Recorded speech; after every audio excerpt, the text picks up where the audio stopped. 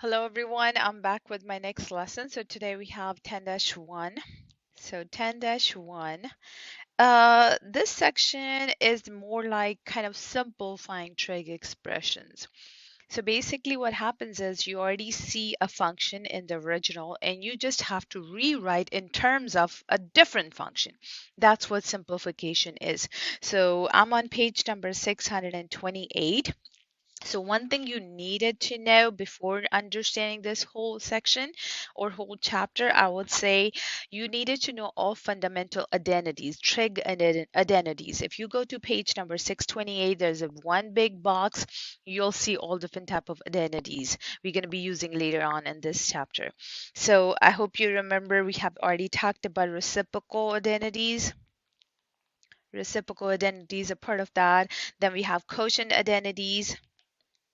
Then we have Pythagorean cofunction and negative angle identities.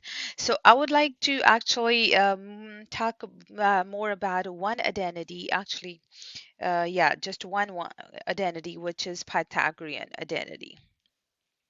Pythagorean identities because we have three different types. So what I'm going to do is I'm going to draw three different columns because each identity can be written in three different ways. So here's the first one. Sine squared theta plus cosine squared theta, and it's equal to 1. Second one is 1 plus tangent squared theta. It's equal to secant squared theta. Last one is 1 plus cotangent squared theta. It's equal to cosecant squared theta. So idea is each identity can be written in different way. We can actually write it in three different ways. So you just have to manipulate that equation and just rewrite it. Like the first one, this is already the first way. So I can even solve this equation for sine squared theta, which would eventually be equal to this. I can even solve for cosine squared theta, which would be equal to this. So this identity can be written in these three different ways. So same thing for the second one. I can even rewrite this as this, or it could be I would have tangent squared theta. It's equal to secant squared theta minus 1. The last one, I could even write this as cosecant squared theta minus cotangent squared theta, or it could be I would say cotangent squared theta and it's equal to cosecant squared theta minus 1. So we're just going to be replacing a function with another function using all these identities. So keep in mind, make sure you have all these identities handy. So let's start off with first example. And again, I'm on page 629 and I'm looking at example number 2. So let's say I have sine times cosine squared theta minus sine theta. Okay, now when I say simplify, basically most of the time we consider sine and cosine as simplified form. But still, if there's any other identity you can replace that function with, you can do that. Like here, this is my original expression. I have to switch these function with a different function by using those identities. There's so much stuff you could do. Like you could even do greatest common factor sometime to factor that out. You can even use x common factor. You could do x factoring. You can, okay, if that function is already kind of like in one function, you can even distribute it back. So distributed property could be another thing you could do.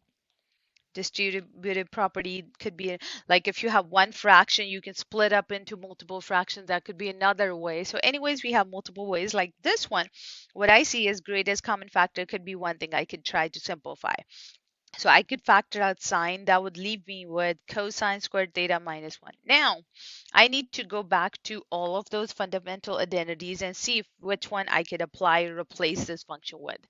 So I feel like since this function has square on it, so I know I could use Pythagorean identities. But what I see is, okay, I see this identity similar to that.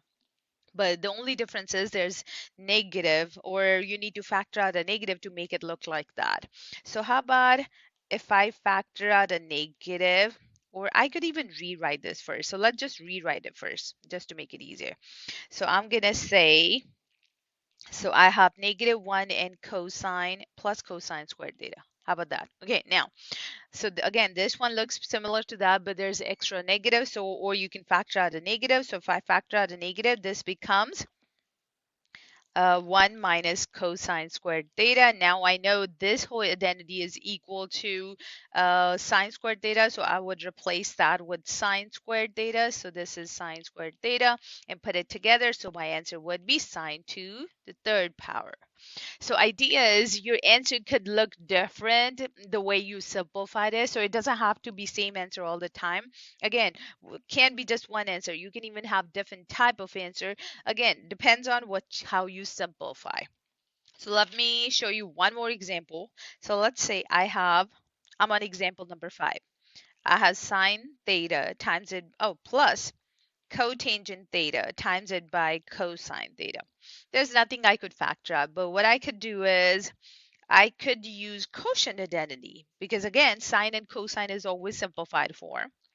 I would keep this one the same. Cotangent can be written as cosine over sine and times it by cosine. Now let's simplify more. So how about sine theta would stay the same. This one I would combine becomes cosine square and this is sine. And anytime you see two fractions, always combine by taking LCD. So if I combine LCD as sine, I would multiply by sine here. That becomes sine squared theta. This one stays the same. And eventually, now again, go back to those identities. So sine squared theta plus cosine squared theta, that's equal to 1. So my answer would be 1 over sine. And finally, I know 1 over sine based off or according to reciprocal identity, 1 over sine is equal to cosecant theta. So that's my answer. All right. So okay, one more, and I guess that's all for today. So I have sine theta over 1 plus cosine theta and plus cosine theta over sine theta. So if you see one fraction, you can split up into multiple pieces, or if you see two fractions or multiple fractions, you can combine by taking LCD. So I see multiple fractions, I could just take the LCD. So LCD is 1 plus cosine theta times it by sine theta. All right, so first one, I would multiply by sine top and bottom. Second one, I would multiply by 1 plus cosine.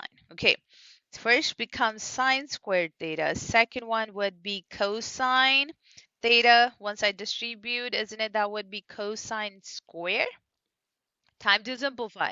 So I know sine squared theta added to cosine squared theta becomes 1. So 1 plus cosine theta over 1 plus cosine theta times it by sine. Finally, I can cross out this factor with this. I have 1 over sine theta, which is equal to cosine theta. Here you go. All right, so that's pretty much all for the day. So I'm just going to assign you a few problems like this. So again, try replacing one function with another function based off those identities. And yeah, this is pretty much all. Thank you for watching. Bye-bye, guys.